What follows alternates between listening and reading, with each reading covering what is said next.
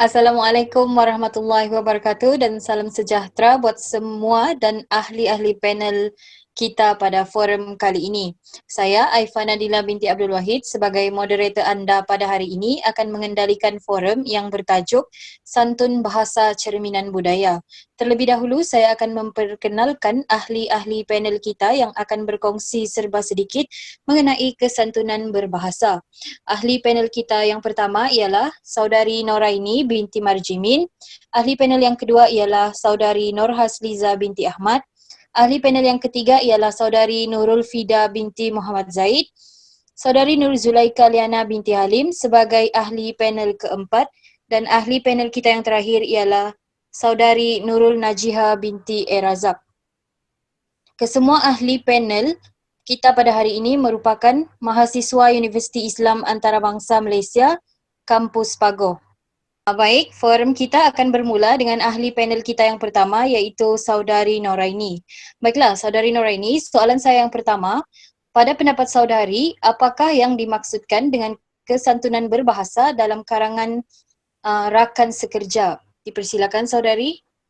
Baiklah, terima kasih Saudari Aifah selaku moderator kita pada hari ini. Sebelum itu saya ingin mengucapkan selamat malam kepada ahli-ahli forum kita pada hari ini. Baiklah, sebelum saya mengupas lebih lanjut mengenai topik ini, ingin saya katakan bahawa kesantunan bahasa ini menurut Fraser dan Nolan 1981, kesantunan bahasa ini berlaku apabila wujudnya kontrak perbualan antara penutur dan juga pendengar untuk menjadikan komunikasi yang tanpa hadirnya sebarang konflik. Baiklah, kesantunan bahasa ini dalam situasi pekerjaan antara rakan sekerja terdapat dua aspek kesantunan iaitu secara lisan dan juga bukan lisan. Yang pertama adalah dari segi bahasa, iaitu penggunaan bahasa yang halus sebagai contoh memberikan salam, selamat pagi, mengucapkan terima kasih dan juga menyatakan perkataan seperti jemput duduk kepada individu yang terlibat. Yang kedua adalah penggunaan kata ganti nama diri yang sesuai. Sebagai contoh, penggunaan kata ganti nama diri saya, mereka dan juga beliau. Di sini, pada pendapat saya, penggunaan perkataan seperti aku dan kau adalah tidak berapa sesuai kerana pada pandangan saya, situasi pekerjaan ni adalah situasi yang formal dan perkataan aku dan kau adalah agak kasar untuk digunakan dalam situasi formal. Baiklah, yang ketiga adalah suara dan intonasi yang sesuai. Sebagai contoh, tidak meninggikan suara, terutamanya dalam situasi mesyuarat yang sedang diadakan. Dan individu yang terlibat patutlah menjaga suara mereka agar tidak meninggikan suara mereka, terutama sekali apabila berlakunya percanggahan pendapat antara individu yang terlibat. Yang keempat adalah penggunaan panggilan hormat yang betul bagi menunjukkan pangkat seseorang individu tersebut,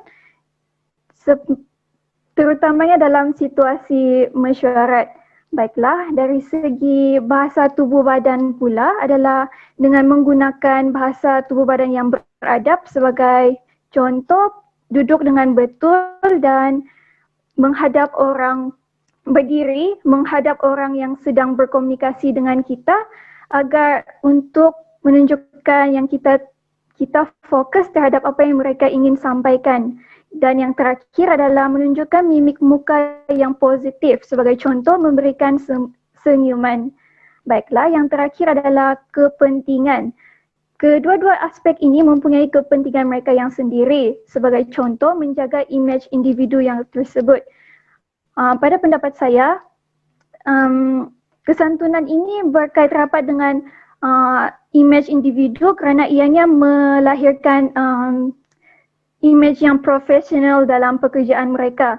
Yang kedua adalah untuk mewujudkan suasana yang harmoni antara rakan sekerja, dan yang ketiga mengelakkan sebarang perselisih fahaman antara pekerja yang terlibat.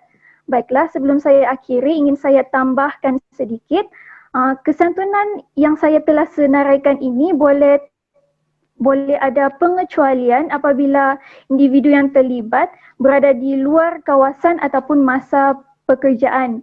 Dan oleh itu, mereka haruslah mahir untuk menyesuaikan diri semasa menyesuaikan diri mengikut situasi yang mereka hadapi. Baiklah, sampai di sini sahaja. Saya serahkan kembali kepada moderator kita. Terima kasih. Terima kasih Saudari Noraini atas penerangan yang jelas diberikan sebentar tadi. Saya tertarik dengan pandangan bahawa kesantunan bahasa dalam situasi pekerjaan terbahagi kepada dua dan kedua-duanya sememangnya mempunyai kepentingan tersendiri. Seterusnya saya ingin beralih kepada ahli panel yang kedua iaitu Saudari Nur Hasliza. Baiklah Saudari Nur Hasliza, soalan saya, pada pandangan saudari, apa pula yang dimaksudkan dengan kesantunan berbahasa dalam kalangan murid? Dipersilakan Saudari Nur Hasliza. Terima kasih kepada moderator kita pada hari ini iaitu Saudari Aifah Nadila binti Abdul Wahid. Sebelum saya meneruskan topik perbincangan kita pada hari ini iaitu kesantunan berbahasa dalam kalangan rakan sebaya, saya ingin mengupas dahulu tentang apa makna bahasa. Bahasa ialah alat komunikasi yang digunakan oleh semua orang dalam kehidupan untuk berhubung atau menyampaikan maklumat. Setiap individu mempunyai cara menggunakan bahasa yang tersendiri dalam berkomunikasi. Oleh sebab itu, pemilihan kata, ujaran, pertuturan dan bahasa tubuh yang santun akan menunjukkan seseorang individu itu mempunyai budi bahasa atau akhlak yang baik. Justru itu, bahasa yang digunakan dalam sesuatu komunikasi belum tentu dapat menunjukkan komunikasi tersebut adalah berkesan. Hal ini kerana contohnya apabila pengguna tersebut menggunakan kata-kata yang tidak elok atau bertentangan dengan nilai budaya akan menyebabkan sesuatu bahasa atau komunikasi tersebut terhenti. Contohnya apabila saya berkomunikasi dengan seseorang, saya menggunakan bahasa yang agak kasar, seseorang itu akan menunjukkan reaksi yang agak kurang terhadap saya kerana dan menyebabkan komunikasi tersebut terhenti. Saya suka memetik kata-kata daripada Abdul Hasan yang mengatakan semua orang fasih berbahasa, tapi semakin banyak mereka berbahasa, semakin banyak mereka menyakiti hati seseorang. Menurut pandangan ataupun pemerhatian saya, kesantunan bahasa dalam kalangan rakan sebaya agak kurang. Pelajar kurang menggunakan kesantunan dalam kalangan mereka kerana mereka banyak menggunakan kata-kata bahasa pasar atau bahasa yang tidak formal dalam pertuturan seharian mereka. Dapatan saya ini selaras dengan kajian Muhammad Luqman yang mengatakan pelajar Universiti Utara Malaysia kurang menggunakan kesantunan bahasa dalam komunikasinya jika nak dibandingkan dengan kesantunan bahasa yang mereka gunakan ketika berhadapan dengan pelajar ataupun staf universiti. Walaupun begitu, kita perlu melihat bahawa kurangnya penggunaan kesantunan bahasa dalam kalangan mereka mungkin disebabkan mereka menganggap bahasa yang mereka gunakan itu menunjukkan tanda keakraban mereka, menunjukkan kemesraan mereka dalam perhubungan tersebut. Hal ini juga disebabkan kesantunan berbahasa juga, penggunaan kesantunan bahasa dalam kalangan pelajar juga mengambil kira faktor-faktor tertentu. Contohnya faktor sosial, faktor usia, faktor konteks situasi, mengambil kira semua aspek termasuklah konteks formal atau tidak formal. Justru itu bahasa dalam kalangan pelajar agak kurang digunakan kerana mereka lebih selesa menggunakan bahasa tidak formal.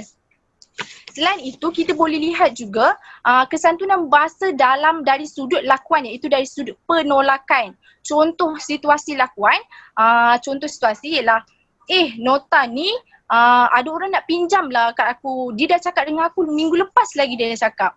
Ayat tersebut mungkin menunjukkan bahawa penutur tidak ingin memberi notanya kepada kawannya, mungkin disebabkan kawannya malas ingin buat nota atau menyalin nota, atau mungkin disebabkan kawannya malas datang kelas menyebabkan dia rasa tidak adil. Kenapa aku yang menyalin nota tapi aku perlu memberi pinjam kepada orang lain. Tetapi ayat tersebut iaitu berlaku penolakan secara tidak langsung. Kemungkinan untuk menjaga air muka kawannya dengan menyebutkan ada orang nak pinjam nota aku lah daripada minggu lepas lagi dia dah cakap. Mungkin cara tu. mungkin dengan cara tersebut pengguna lebih selesa untuk menjaga air muka kawannya tersebut. Dapatan saya ini juga selaras dengan kajian Muhammad Mansur yang menyatakan bahawa penggunaan kesantunan dalam penolakan iaitu kalangan pelajar banyak menggunakan bahasa halus dengan memberi penjelasan yang berjela-jela, justifikasi yang panjang dan sering menggunakan penyataan maaf. Jelaslah bahawa kesantunan dalam kalangan rakan atau dalam kalangan pelajar adalah kurang menggunakan kesantunan berbahasa, namun dari segi lakuan atau tingkah laku penolakan, pelajar kerap menggunakan kata kesantunan bahasa kerana pelajar kerap menggunakan perkataan maaf atau penolakan secara tidak langsung. Oleh itu, pelajar Melayu terutamanya masih mengekalkan kesantunan berbahasa ketika berkomunikasi yang menunjukkan nilai budaya di Malaysia. Sekian, terima kasih. Baiklah, terima kasih Saudari Hasliza atas pendapat dan pandangan yang dikongsikan sebentar tadi. Saya suka memetik kata-kata saudari, ramai orang fasih berbahasa. Namun makin banyak mereka berbahasa, semakin banyak mereka menyakiti hati orang yang mendengarnya. Justru, kita perlu sentiasa menjaga tutur kata dengan menggunakan kata-kata yang sopan kerana kata-kata ibarat mata pedang yang boleh menikam dan menusuk sesiapa sahaja. Seterusnya, saya ingin bertanya pendapat Saudari Nurul Fida selaku ahli panel yang ketiga pada hari ini mengenai kesantunan dalam kalangan belia dengan golongan warga emas. Dipersilakan saudari. Pertama sekali terima kasih kepada saudari Aifa kerana sudi menjadi moderator kami. Assalamualaikum warahmatullahi wabarakatuh dan salam sejahtera kepada moderator dan ahli-ahli panel lain. Okay. Macam yang kita tahu, orang Melayu secara semula jadinya lebih mementingkan perasaan orang lain sama ada melalui lisan maupun perbuatan, tidak kira umur, agama dan juga bangsa. Dengan kanak-kanak sendiri, orang Melayu dewasa juga menggunakan bersikap santun kerana melalui sikap ini mereka dapat dijadikan contoh kepada kanak-kanak untuk masa depan nanti. Bak kata pepatah, meluntur buluh biarlah dari rebungnya. Jadi topik utama yang saya kebincangkan adalah mengenai kesantunan berbahasa dalam kalangan belia terhadap warga emas. Sebelum itu, izinkan saya memberikan definisi warga emas terlebih dahulu. Warga emas ialah masyarakat yang berumur 60 tahun ke atas. Takrifan ini berpandukan kepada takrifan yang dibuat di World Assembly on Aging 1982 di Vienna. Warga emas ini merupakan antara warga yang kita perlu hormati selain daripada ibu bapa, guru dan juga golongan dewasa. Jadi saya ingin timbulkan persoalan di sini. Adakah kesantunan berbahasa golongan belia terhadap warga emas dalam keluarga dengan warga emas dalam kalangan masyarakat? Adakah ini berbeza? Jadi bagi saya ianya berbeza. Kerana warga emas dalam keluarga ialah keluarga yang kita kenali, malah kita selesa, lebih selesa untuk kita berborak dan berbual dengan mereka. Saya berikan contoh di sini. Sekiranya kita bersama dengan keluarga, kita juga membahasakan diri kita sebagai dengan panggilan mesra seperti alung, angah, adik. Malah nada kita pun bercakap tu lebih selesa lah, lebih berbeza sebab kita kan lebih selesa dengan mereka. Tetapi dengan warga emas yang asing bagi kita, kita akan membahasakan diri kita sebagai saya. Malah nada suara kita lebih lembut dan kedengaran sopan supaya tidak mengguris perasaan warga emas tersebut. Walaupun ada sesetengah warga emas yang suka membahasakan diri mereka aku, contohlah, aku nak makan tu, aku nak makan ni, sedangkan dia tidak mengenali kita dan mereka juga tak berapa rapat dengan kita. Tapi kita sebagai orang Melayu semestinya berbahasa lembut kerana berbahasa lembut ini lebih supaya dapat menjaga hati mereka kerana hati mereka ini lebih lembut, lebih mudah terasa berbanding dengan kita golongan belia ini. Saya pernah terdengar satu soalan, apa yang kita perlu lakukan sekiranya ada warga emas yang memaki dan melakukan kekasaran kepada kita. Pada pendapat saya, kita sebagai golongan yang lebih muda dan mempunyai kekuatan yang lebih berbanding dengan warga emas ini, kita sepatutnya menggunakan bahasa yang lembut dan tidak melakukan perkara yang sama seperti yang dilakukan oleh warga emas tersebut. Sama juga seperti api dan air. Sekiranya kita bertumbung dengan api itu, jadi kita sejukkan mereka dengan air. Jadi sejukkan hati mereka dengan kata-kata yang lembut dan perbuatan yang sopan. Itulah tindakan yang baik supaya sesuatu masalah bersama warga emas tu tidak melarat. Kerana seperti yang kita tahu, warga emas ni kebanyakannya suka memanjang-manjangkan cerita yang kecil, sekecil-kecil cerita itu. Kalau saya nak kaitkan dengan budaya, bersikap santun kepada warga emas merupakan budaya orang Melayu, di mana nilai dan sikap orang Melayu ini dihubungkan dengan Al-Quran dan hadis yang menjadi panduan masyarakat Melayu pada suatu ketika dahulu. Islam juga mendidik umatnya agar mendahulukan warga emas ketika berbicara, ketika berbicara, makan, beratur dan sebagainya. Jadi ini merupakan satu penghormatan yang dikurniakan kepada warga emas di atas kedudukan mereka sebagai ibu bapa. Kerana mereka ini lebih berpengalaman berbanding golongan muda kita ni, golongan muda belia. Itu sahaja daripada saya. Seterusnya saya serahkan kepada kepada moderator kita, Saudari Aifa. Terima kasih kepada Saudari Nurul Fida atas penerangan yang baik dan jelas sebentar tadi. Secara ringkas saya dapat simpulkan daripada perbincangan saudari, warga emas adalah golongan yang perlu diutamakan dalam banyak perkara, terutamanya dalam kesantunan dan komunikasi. Hal ini dikatakan demikian kerana warga emas ini hati mereka lebih mudah terasa jika dibandingkan dengan golongan belia seperti kita. Baiklah, kita beralih kepada panel yang keempat, iaitu Saudari Nur Zulaika Liana. Saudari Zulaika, pada pendapat saudari, bagaimana pula mengenai kesantunan dalam kalangan ahli keluarga? Dipersilakan. Terima kasih kepada Saudari Aifa Nadila selaku moderator kita pada hari ini. Salam sejahtera saya ucapkan kepada semua ahli panel. Jadi saya ingin memulakan kupasan topik kita pada hari ini iaitu kesantunan berbahasa dalam kalangan ahli keluarga. Menurut Awang Sarian, kesantunan ialah penggunaan bahasa yang baik, sopan, beradab, memancarkan peribadi mulia dan menunjukkan penghormatan kepada pihak yang menjadi teman bicara. Kesantunan berbahasa dalam komunikasi perlu dipupuk dari semasa ke semasa agar dapat melahirkan masyarakat atau model insan yang berkaliber dan berkualiti selari dengan cabaran globalisasi demi kepentingan agama, bangsa dan negara.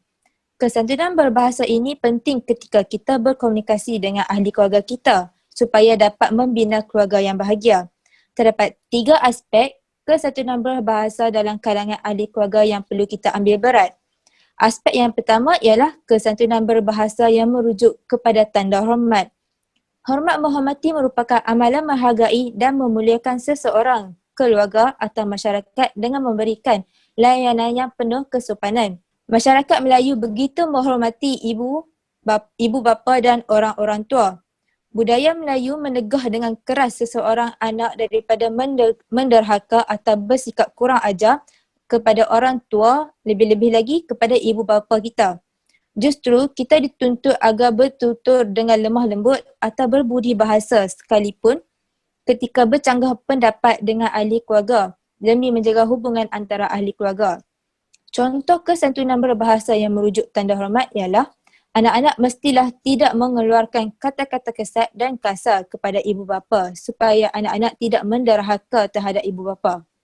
Anak-anak juga mestilah mengeluarkan kata-kata yang sopan dan mengambil berat tentang perasaan ibu bapa ketika menyampaikan hasrat atau menyampaikan pendapat sendiri ketika berkomunikasi dengan ahli keluarga supaya tidak menyinggung perasaan mereka. Pada pandangan saya, seseorang mestilah bersopan santun, berbudi bahasa dan berakhlak mulia kepada abang, kakak dan adik sebagai tanda menghormati mereka sebagai ahli keluarga. Oleh itu, kita mestilah mengambil berat tentang kesantunan berbahasa yang merujuk kepada tanda hormat dalam kalangan ahli keluarga. Aspek yang kedua ialah kesantunan berbahasa merujuk kepada sistem panggilan nama. Sapaan dalam kalangan ahli keluarga mestilah bersopan santun dan menggunakan panggilan atau ganti nama yang sesuai supaya penutur tidak biadab dengan ahli keluarga. Pada pandangan saya, penggunaan ganti nama seperti aku, awak, kamu, engkau dianggap sebagai biadab jika digunakan dalam komunikasi dengan orang-orang yang lebih tua. Namun, jika perbualan tersebut berlangsung antara adik-beradik yang akrab, maka penggunaan ganti nama tadi boleh digunakan. Contohnya perbualan antara adik dan kakak. Contohnya adiknya cakap dekat kakak, hang dah siap ke? Dan kakaknya membalas, aku tengah siap. Perbualan ini tidak nampak biadab kerana mereka sudah terbiasa dengan penggunaan ganti nama tersebut. Selain itu, unsur kesantunan berbahasa dalam sistem panggilan ketika berbual dengan ahli keluarga dapat dilihat ketika penutur menggunakan panggilan hormat seperti ibu, ayah, kakak, abang, adik, alang, angah dan sebagainya kepada ahli keluarga. Ada juga keluarga yang membahasakan diri mereka menggunakan nama singkatan seperti Oju, Liana ketika berbual dalam kalangan ahli keluarga.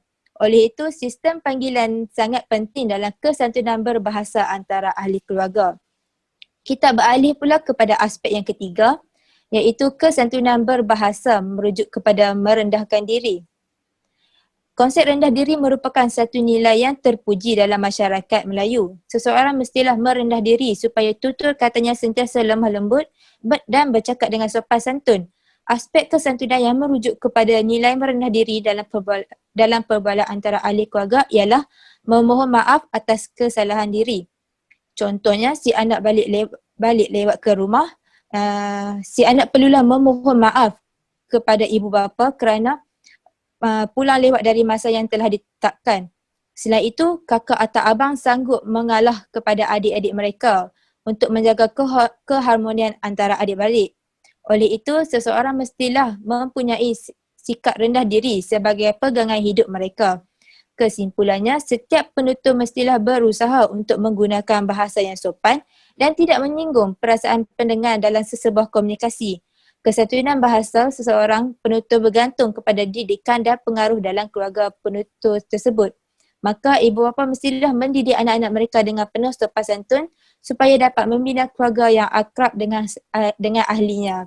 Sekian sahaja daripada saya. Kita kembali kepada moderator kita. Sekian, terima kasih.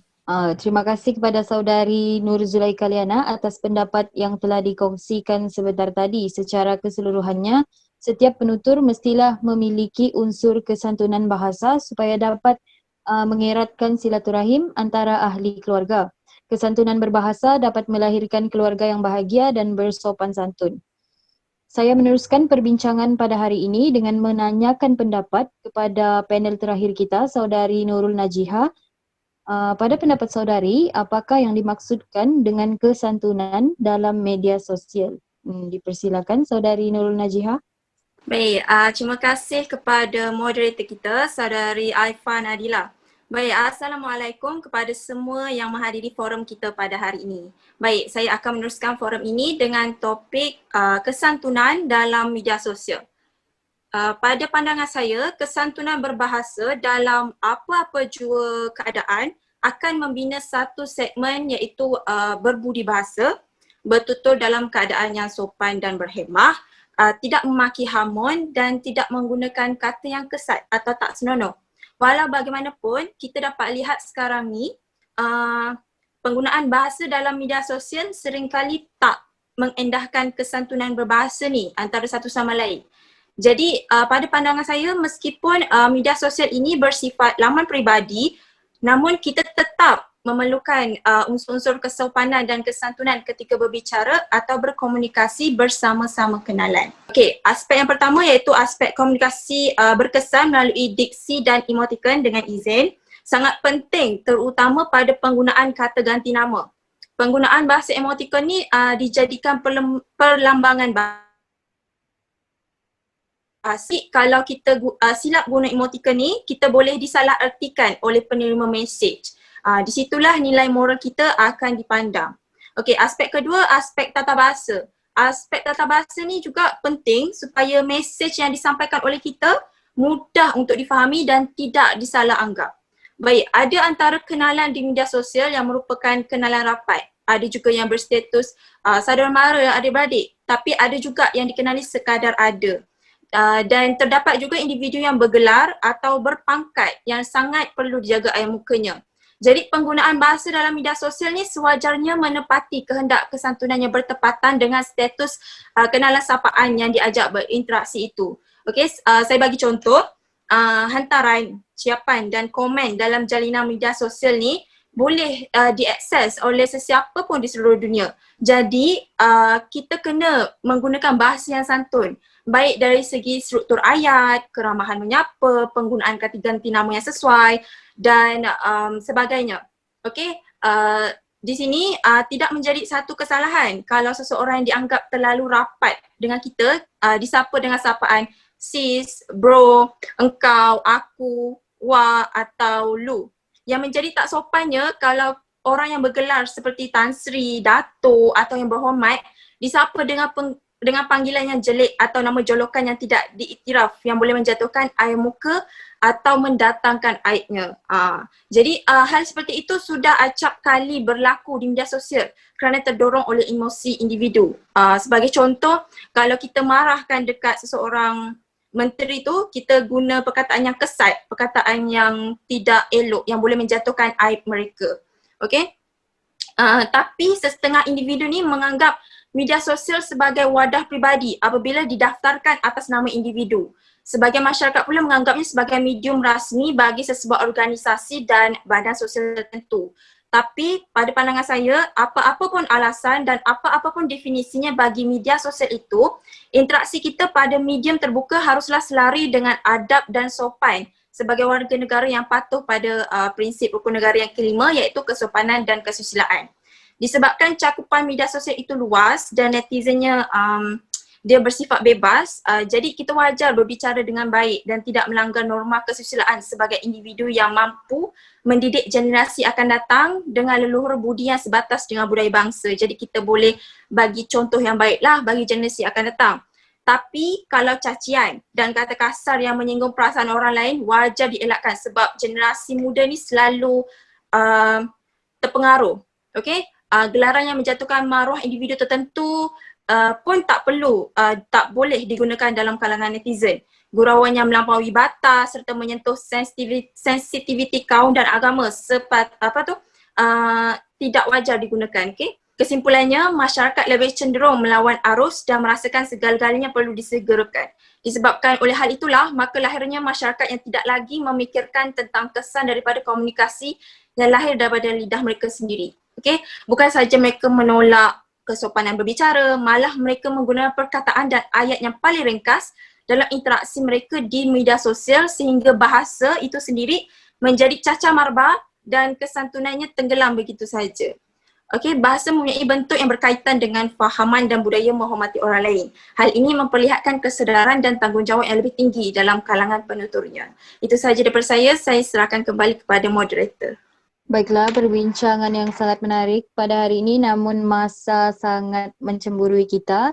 Dengan berakhirnya pendapat daripada ahli panel kita yang terakhir, maka forum pada hari ini telah menemui pengakhirannya. Saya mengucapkan ribuan terima kasih kepada semua ahli panel yang sudi mengutarakan pendapat terhadap tajuk forum kita pada hari ini.